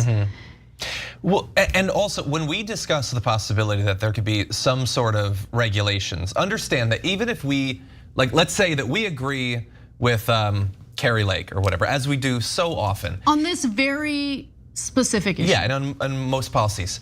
So if we were to get what we want, we and Kari Lake, I'm kidding. By the way, don't say that. I'm totally joking. There's a Obviously, bunch we of don't agree with leftists from Twitter that are like sitting here watching every single word I say to take out of context I'm and just claim joking that I'm about some Kari Lake. crazy rabid right winger. I apologize. So be clear, I we do not apologize. support Kari Lake. I do not like Kari Lake. Simmer down. Check the videos. It's gonna be okay. I'm not a fan of hers. Yeah. But anyway, that's just going to be like the official campaigns. How many thousands of trolls, mostly on the right wing, but perhaps not entirely in the right wing, are desperately looking to use this to inject fake news into the election. Right. Like Trump and DeSantis and Biden make a good portion of the stuff you'll see on social media, but you're gonna see a million memes and fake bits of audio and video that are going to flood social media. They're gonna convince tons of people that you know that don't follow politics as much as you do, and will be picked up by right-wing media. You're gonna have shows like Steve Bannon and all of that pretending that they can't tell that this stuff is fake. And so that's my concern, is that even if we succeed in getting some regulations, it's only going to stem the most official stuff. Yeah, definitely. Look, I don't know how to get around all of the issues we have with misinformation, disinformation, deep fakes, AI. It's just increasingly difficult to ensure that people are informed about what's happening in the country, informed about the candidates that they're about to vote on, and either vote against or vote in favor of. It really is a problem. So in this very minor area, not minor, but on this very specific issue, there is some agreement between ourselves and people like Kari Lake. I can't believe I'm saying that out loud, but it's true. Intentionally misleading people just to get an advantage in the election is pretty gross. And again, now it's on overdrive, considering the technological advancement that makes it possible to lie to people. Yeah. But one final thing that I want to say is that apparently the Trump team, likes to fabricate things quite a bit. So here's a tweet from the founder of the Act for America PAC. I mean, this is so obviously fake. It's a tweet showing Donald Trump side by side with Martin Luther King Jr. Well, that looks pretty real. That looks very real. Are you sure? Well, wait, hold on. Let's fact check the text. 2 of our nation's greatest advocates for civil rights. No, I mean, a case could be made. I hate the internet. I hate the internet. Same. Whoever that person is, I've seen her tweets because literally right now she's tweeting. She's always tweeting. She does not take time off. Has tons of followers. Who is for that just person? Utter nonsense. Actually, after that tweet, I looked into her. She had written a book that was like super Islamophobic and got some notoriety from that, and now just tweets a lot. I mean, but that describes a lot of people who are for some reason notable in politics. They're just always tweeting. Yeah, totally. And finally, I didn't hear a lot of brouhaha from the right wing when it came to AI being implemented to smear the left. So it's okay when it smears the left. It's just that they don't like it when it smears Daddy Trump. So here's the example I'm talking about. Just in, we can now call the 2024 presidential race for Joe Biden. My fellow Americans. This morning, an emboldened China invades Taiwan. Financial markets are in free fall as 500 regional banks have shuttered their doors. Border agents were overrun by a surge of 80,000 illegals yesterday evening. Officials closed the city of San Francisco this morning, citing the escalating crime and fentanyl crisis. Who's in charge here? It feels like the train is coming off the tracks. So John, that was the ad you were referring to earlier. Yeah. And I love it because it's like, well, we would love to just run on all the stuff Biden has done wrong, but like, I guess we'll just make up stuff and then run against that. That seems easier. Like we talked about this cat turd tweet earlier. Oh, thank God, yeah. Cat turd is constantly retweeting this AOC parody account that says things that like a leftist who is an idiot would say. And I love that because like when we want to point out that Marjorie Greene is an idiot, we talk about the things that Marjorie Greene says. When they want to show that AOC is an idiot, they put things that a satirical account like. That is pretty amazing. It's kind of demonstrating that you don't have the raw material you wish you did. Totally, 100%. Anyway. Yeah. Yeah, you can't run ads like that. That's insane. There's got to be bounds of reason. I understand that there's some like gray area, like, well, you know, theoretically a person could make art of a thing. Is that really that different? Yes, it's different. You can't do this. If I ran against Lauren Boebert, all I would do with like 0 edits is just use the video of her asking about public urination over and over again as the political ad. And it's real. That's the benefit. Paid for by Anna Kasparian PAC. Like, maybe I should run in Colorado. Maybe I should consider it. A lovely state. All right, we've got an insane story involving trees being part of an anti-labor stunt in California. You do not want to miss that story. It's insane. We've got that and more coming up. Don't miss it.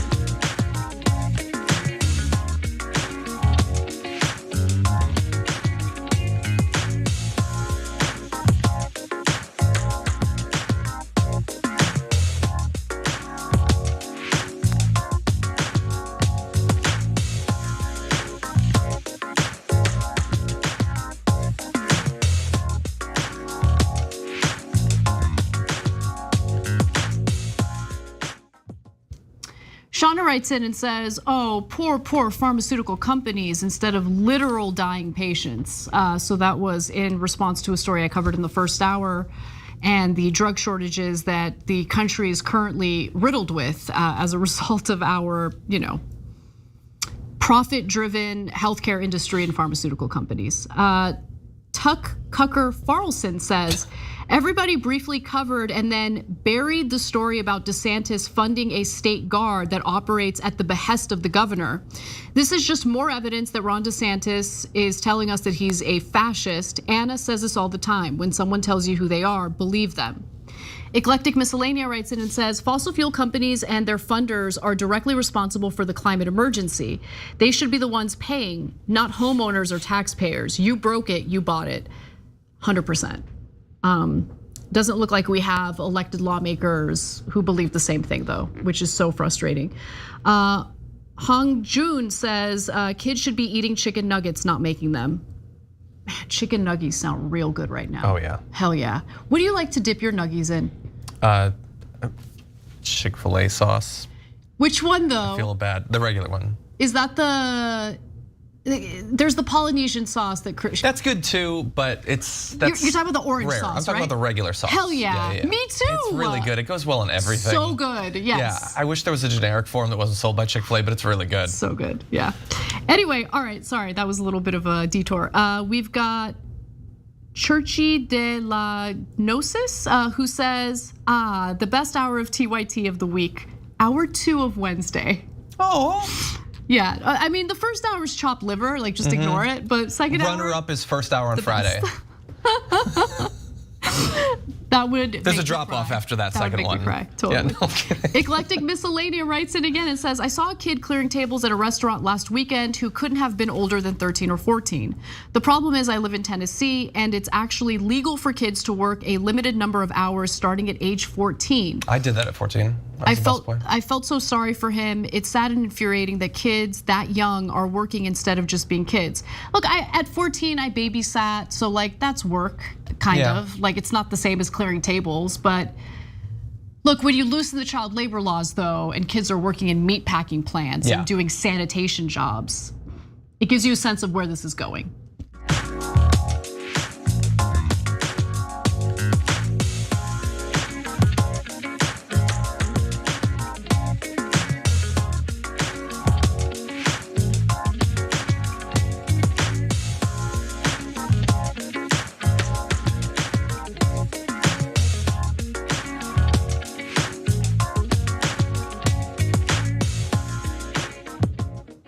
John, you know, the country is dealing with a prescription drug shortage.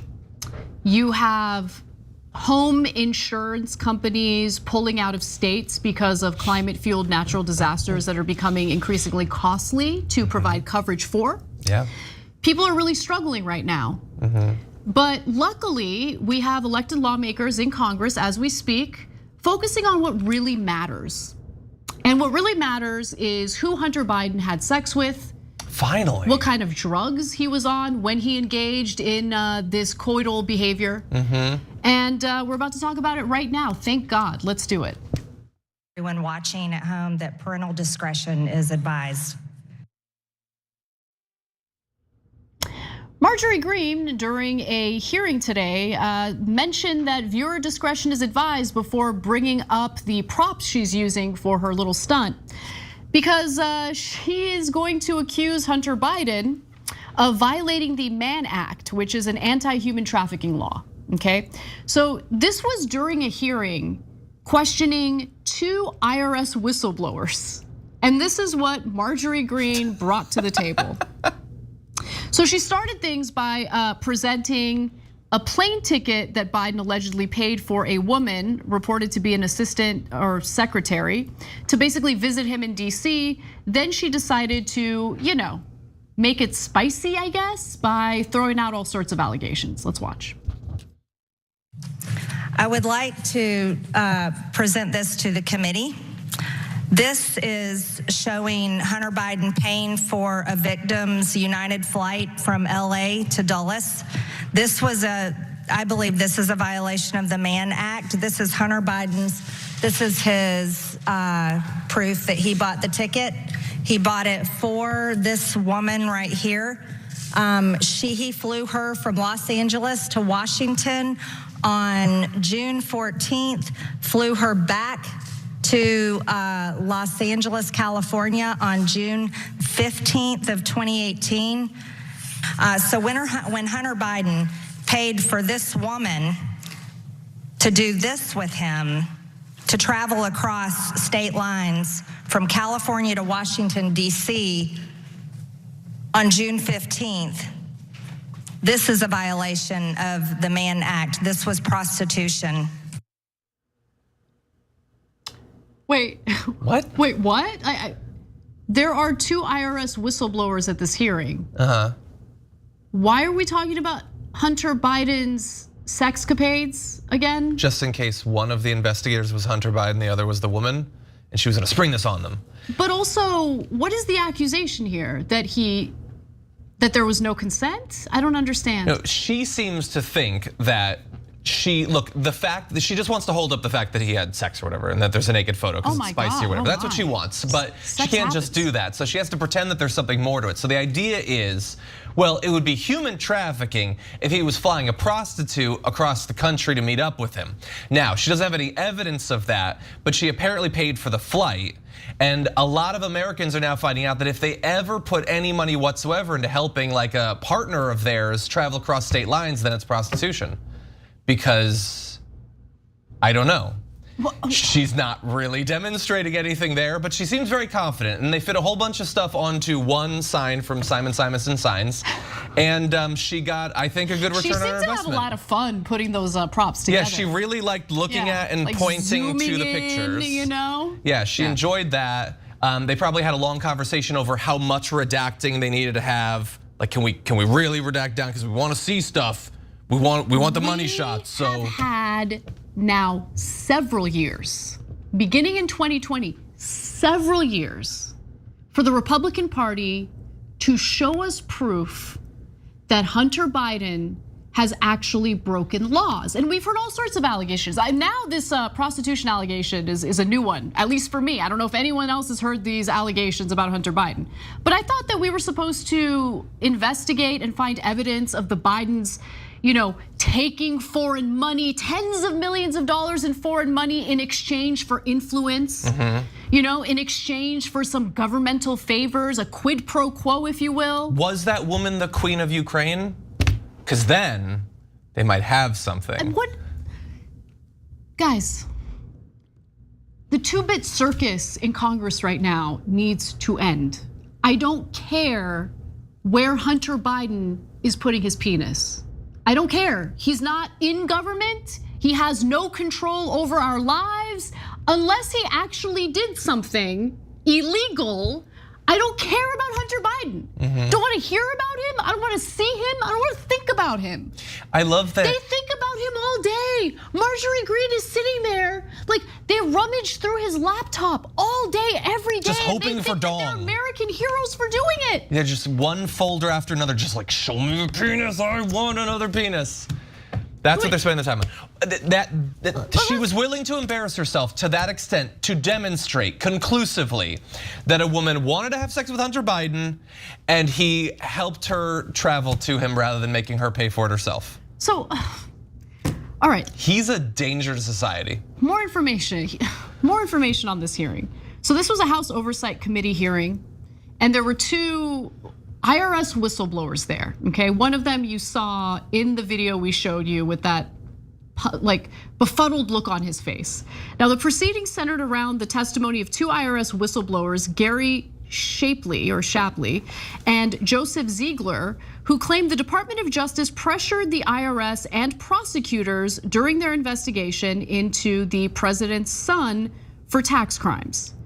So like you want to talk about the tax crimes, which by the way, from what I've read, he did break some laws pertaining to, paying his taxes. He's suffering the consequences of that. Fantastic, that's great. He should suffer the consequences for that. But why are we talking about who he's had sex with? Because the first thing is too boring and conservatives quickly grow tired of it and they need something more. And because it's about trafficking, which is the only thing that these people at least pretend to actually care about. The idea that somebody's being trafficked, nobody was trafficked here. There's no There's did no they talk evidence to the woman? that anyone's been trafficked. No, but everything needs to come back to trafficking. Everything has to come back to the elites, or they want to prove the thesis that elites are abducting babies, eating their faces, having sex with them, and then killing them. What they've got is Hunter Biden Fs. I guess there's still a good bit of distance to cover. I guess the argument here is that he's like allegedly slept with escorts. And how many of your Republican colleagues are doing the same as we speak while they've got families back at home? Talk to Madison Cawthorn. Well, why did you get divorced again, Marjorie Greene? Just curious about that. Like, really, we want to get into people's personal lives like that? I haven't heard any allegations about that, but I certainly have. Should we do hearings about it in Congress? There's a prescription drug shortage, and this woman is sitting there showing naked pictures of Hunter Biden and women that he slept with. And like her whole point here is that, there were sneaky payments made, that Hunter Biden was making sneaky payments in the process of, Is it sneaky? I don't know. Let's watch one more video. Maybe she's gonna provide a shred of evidence of like criminal wrongdoing in the next clip. So I can tell you that there were deductions for what we believe to be escorts, and then that $10,000 golf club membership. Yes, that was not a golf club membership. That was for a sex club payment. That was for a sex club payment. Payments such as this from Hunter Biden to prostitutes. Also, Mr. Shapley. Come on. Mr. Chairman, we're 1 minute and 53 seconds over. As long as Ms. Ocasio-Cortez can get equal time, she can keep going. I will let Ms. Green wrap up 5 seconds, and then I'll give Mr. Mafume additional time. Thank you, Mr. Chairman. She's a little freak, isn't she? Little freak. Thankfully CNN was on it. She is willing to shut down drag as an art form so that if one kid someday sees it and she's like, here's a blowjob. You quick on the trigger, producers? Because otherwise you're gonna see dong. She would be illegal in most of the South based on what we just saw. And by the way, so they think telling the truth would make her right. She doesn't want to be dong. No. Jesus. And I love the complete gap between the first thing she talked about and the second. So let's not use the word gap in this situation. They think they've got him on escorts or whatever. Okay, I think it's absolutely absurd that sex work is illegal, but whatever. Okay, that's fine. And $10,000 for a sex club or whatever, which seems expensive. I don't know. Maybe you get what you pay for. I don't have that kind of money. Look, you can't be deducting that from your taxes, okay? So yeah, he should suffer the consequences. Send him to jail for the rest of his life. I don't care. But none of that has anything to do with the flying the woman. The fact that he might have paid for escorts does not mean that every time he had a sexual encounter it was with a prostitute. But the reason they want you to believe that is because then she can do the trafficking thing. It's not enough that he might have dialed someone up on Craigslist in the city he's in. They want to pretend that it's some sort of like an actual felony. Yeah. But they don't have that. She's not even trying to demonstrate that. They don't have that. I know they don't have that. We've been hearing about Hunter Biden's alleged crimes for years at this point. For years, John. Yep. For years. It's just, I don't care.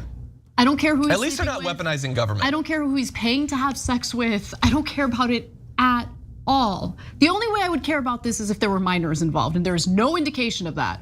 So I'm surprised they haven't claimed it. Yeah, well, don't give them any ideas. I wouldn't be surprised if they did in the near future. That's just what they do. Because God forbid they actually use their position of power to, pass legislation to improve people's lives.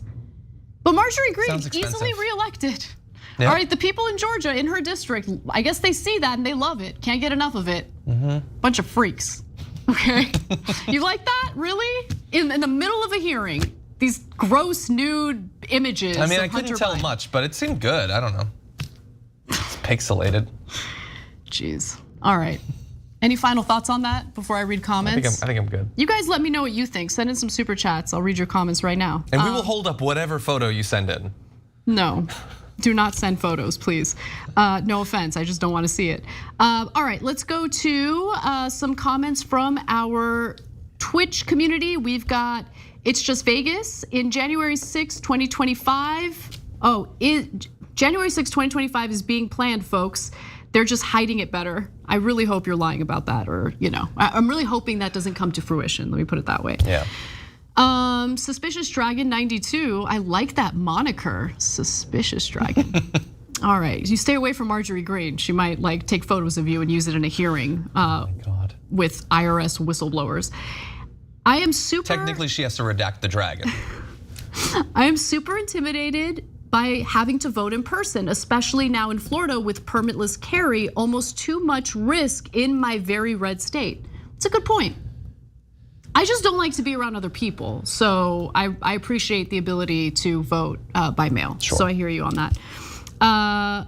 Fanatic 427 says, what she meant to say is, let's use AI against our opponents, not ourselves, referring to Kari Lake and her call to ban AI in political advertising. We've got Black Mage 999, I believe politicians' likeness is not protected by fair use laws. Anyone can use a politician's likeness for anything. I don't know how true that is, but I'll look into it. I know that if someone has taken a photo of a politician, you can't use that photo without licensing. So there's that. Savage Lou says, and what Matt Pizza Gates did was, did you see like the Matt Gates thing where he and his wife were like attacking that Barbie movie, but they were at the premiere and all that? Yeah, we're gonna talk about it with Waz tomorrow on TDR. Jeez. And finally, is Marjorie Greene trying to make a play to say that what Hunter did what we keep saying Gates needs to go to jail for? Is this her way of saying that Hunter should be in jail because we say Gates should be in jail? Well, the Gates investigation just magically disappeared. And remember, his father's deeply connected in the political world. I don't know if he did something to make that case go away, but it's just weird that like the DOJ is investigating it and then we don't hear about it again. Like last week, there was something about it being resumed. I don't know exactly what. Oh, interesting. Okay, there wasn't much information. Okay, I see. It's just very strange that just kind of went away. Let's go to our YouTube members. Thank you to Kathy Rambo and Smokey the Barely There. I feel you on that, especially when I Smokey. I'm definitely barely there. But thank you for becoming members. We really, really appreciate you all. And we're gonna have an awesome bonus episode where we will talk about the attempts to crush the strike happening in Hollywood right now. And believe it or not, trees are involved. You don't want to miss that story. tyt.com/join to become a member, and we will see you there.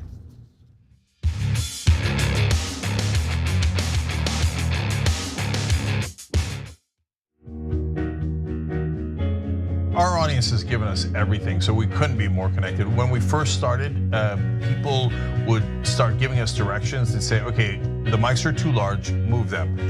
Turn them into lav mics. I mean, they were incredible. And then one guy walked in and gave us a really expensive switcher and said, you guys need this, and walked out. Okay, it's amazing. They helped us build a studio. They did a $2 million funding campaign for us. And so they really are us. We do this show together to the point where some of our hosts are even